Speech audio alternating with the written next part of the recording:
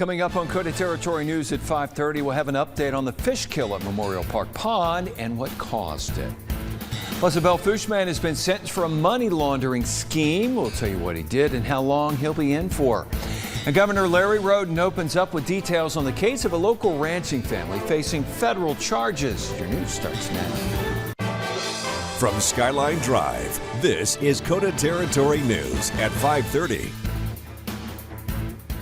Good evening, I'm Jack Cottle. Governor Larry Roden has opened up about why he and former Governor Kristi Noem worked quietly on the Maud family case. KOTA Territory's Blake Trolley spoke with the governor and has our reports. Charles and Heather Maud were both facing 10 years in prison and $250,000 in fines for the alleged theft of federal land. Charges against the couple were dropped earlier this year. During a press conference in April, Governor Roden said that he and former Governor Kristi Noem worked quietly on the case and never publicized that they asked the former USDA secretary to back off the case.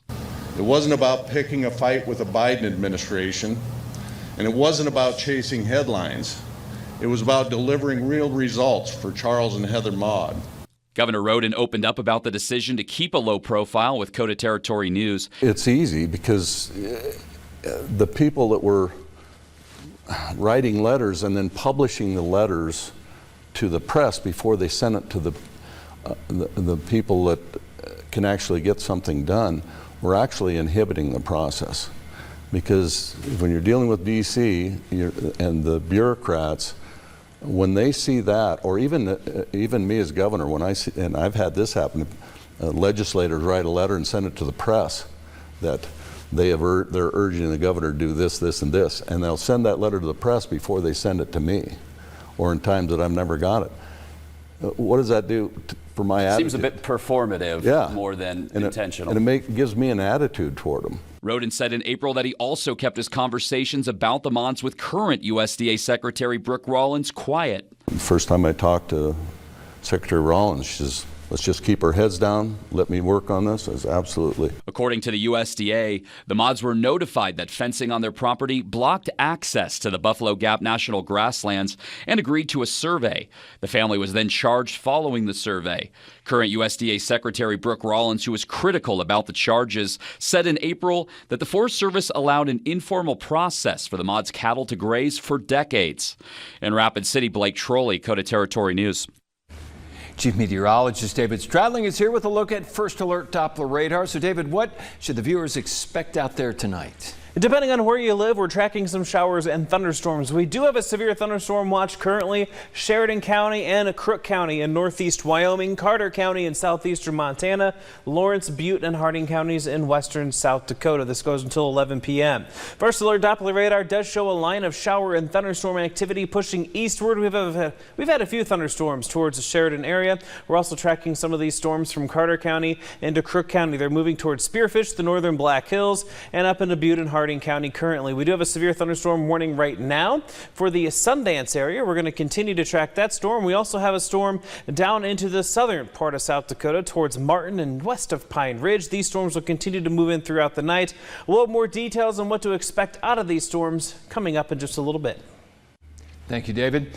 Big decisions are on the horizon for Rapid City, and your voice matters. Next week, Mayor Jason Solomon is set to unveil his proposed 2026 city budget in a special session, outlining spending priorities and answering questions from City Council. No votes will be taken during the session on Monday night at 6:30, but it's the first step in a public process. Rapid City Public Information Officer Daryl Shoemaker says it's more important than ever for residents to stay engaged. It's a good opportunity for them to review the budget, see where the next year where the priorities are for the city, what the funding levels are scheduled both in the mayor's proposed budget, but then also to understand where the city council is coming from as they visit with the department directors, as they visit with the mayor, as they can contemplate potential changes to the budget. The council must approve the budget by September 30th after 2 formal readings. Shoemaker says staying informed and involved helps ensure the budget reflects the community's needs. A man from Bellefouche has been sentenced to more than 12 years in federal prison for a drug-related money laundering scheme. Federal prosecutors say 35-year-old Turner Heinbaugh worked with others to take money from drug sales and then send the money through electronic payments to other co-conspirators in the United States and Mexico. The money was generated through a meth operation in the Black Hills. All in all, investigators say Heinbaugh was responsible for transferring about $98,000 in drug money. Prosecutors say he also sold meth during his time with the operation. Heinbaugh pleaded guilty to conspiracy to commit money laundering last year. The murder trial of 28-year-old Courtney Martinez Martin and the death of 7-week-old baby Aiko resumed today in 7th Circuit Court. The prosecution finished their arguments early this morning and the defense moved for acquittal, arguing that the evidence doesn't show she killed the baby, and failing to call 911 for 2 hours did not fulfill the legal definition of child abuse for the second charge she's facing. Judge Jeffrey Connolly denied the motion and the defense continued to call their witnesses. The defense is focusing on the other adult and the 2 toddlers who were also home at the time of the incident. One of the 7 men arrested in a sex sting at last year's Sturgis rally changed his plea in federal court today. 24-year-old Aaron Williams Jr. of Rapid City pleaded guilty to attempted enticement of a minor using the internet and receiving child pornography. The charges are in connection to the multi-agency sex trafficking operation at last year's Sturgis rally. In the factual basis statement of the case, Williams admits to trying to meet up with an undercover investigator who he believed was a 14-year-old girl. He has a previous child pornography conviction, faces up to life in prison when he's sentenced. After investigating the death of a quarter of the fish population at Memorial Park Pond a few weeks ago, officials finally know the cause. Crews didn't find any contaminants in the water during initial testing, but found low oxygen levels. Additional tests were conducted this past week as large crowds gathered nearby for Life Flight Hills Alive that confirmed it was an algal bloom. Never experienced a fish kill issue like this before, so we do believe this is at least initial indication this was a rare instance. Again, no reflection of any contaminants in the water. Everything points to the algae bloom, with those levels being the lowest, the oxygen levels being lowest in the morning whenever you have an algae bloom. That was consistent with the reports of the fish kill. The fish kill was reported early in the morning. The pond will continue to be monitored, and officials say it's now safe for fishing. Shoemaker said there is discussion of a new fountain to increase the aeration in the water. Since 1986, one private foundation has made it its mission to help vulnerable populations in Rapid City and make the world a brighter place. The John T. Vicurovich Foundation recently awarded more than $1 million in grant funds to 4 nonprofits in Rapid City. Those nonprofits include West River Mental Health and the YMCA of Rapid City. West River Mental Health will receive $600,000 to support their New Start rental assistance voucher program. In addition, the YMCA will receive $765,000 to support them in operating their Jump Start child care program for parents and teen parents looking for economic stability. The Vicurovich Foundation's grant funds help support housing stability, early childhood education, basic needs, and economic mobility. John Vicurovich was an area banker, and he in his life decided to give back his funding to the community, and he did that through establishing this foundation through his funds that he made as a banker to give back in perpetuity. The other nonprofits awarded were Fork Real Community Cafe and Friends of the Children Hesapa. Since its founding, the foundation has awarded more than $100 million to area nonprofits and awards nearly $8 million every year. Looks like we might have some nice weather ahead of us this week. We'll have your accurate First Alert forecast coming up later. But first, the Post 22 Hard Hats take some time out of a busy schedule to train the next generation of players. That story's up next. The Post 22 Hard Hats are getting ready for the regional playoffs later this week, but took some time to teach baseball to the youth. Noah Miller has the story. The Post 22 Hard Hats might have the day off, but the Post 22 program hosted a pitching camp at Fitzgerald Stadium. Today we got to work with some kids in Rapids, a pitching camp, and kids from 5 years old all the way up to 18 getting to come in, do some work like the post-22 pitchers do.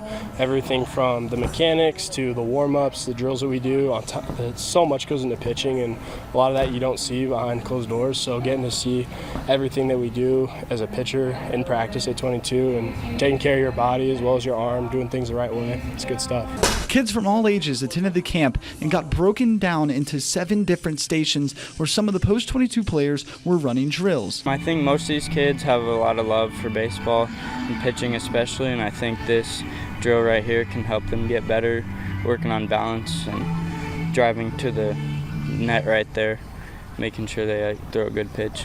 The camp might be for the kids, but there's something to be said when the players keep coming to help out. Just kind of the environment the post-22 fosters, the culture that we have. I mean, we have years and years of a rich tradition. We call it a tradition of excellence. And if you do things the right way, like I said, at a younger age, when you get older, it's kind of just a habit. It's not so much learning stuff, but doing things for the brother around you. And like I said, the wearing wrap on your chest, it's bigger than just yourself. And if you can learn that at this age, it'll be super easy coming up into it. At Fitzgerald Stadium, Noah Miller, KOTA Territory News.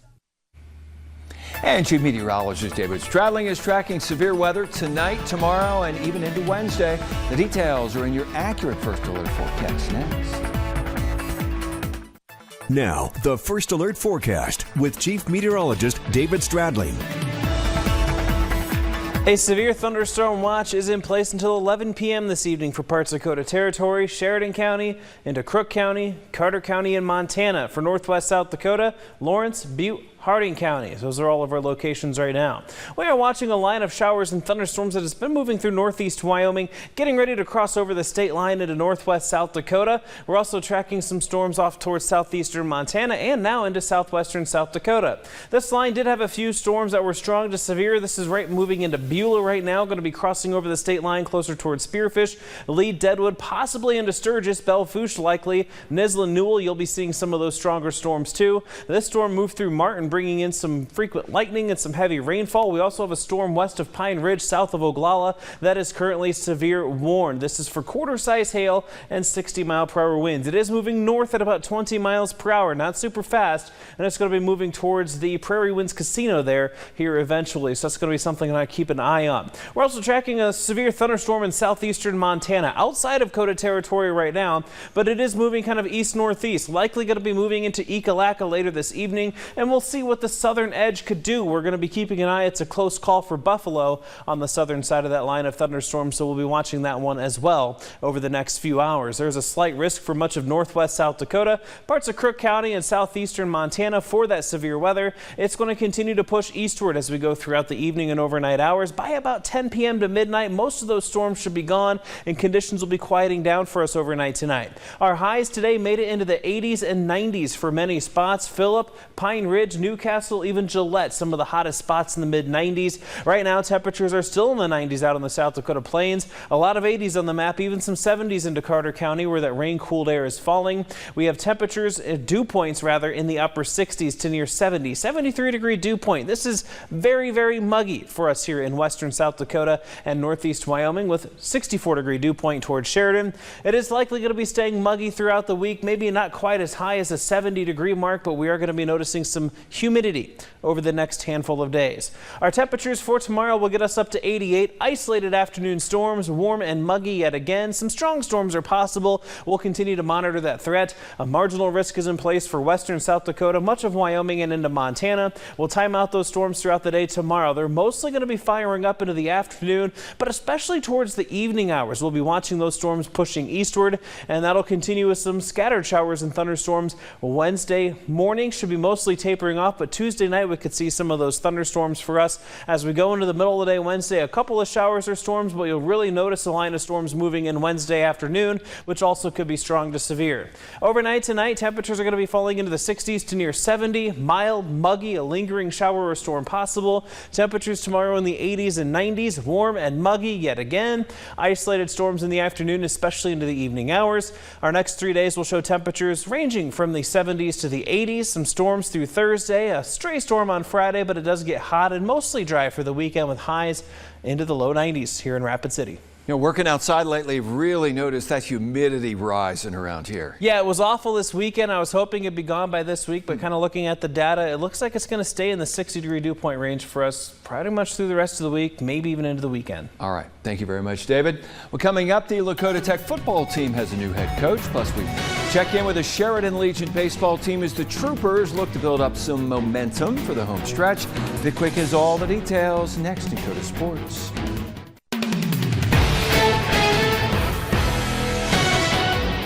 Good evening, everybody. Eric Swiftwater has been named the new head coach of the Dakota Tech football team.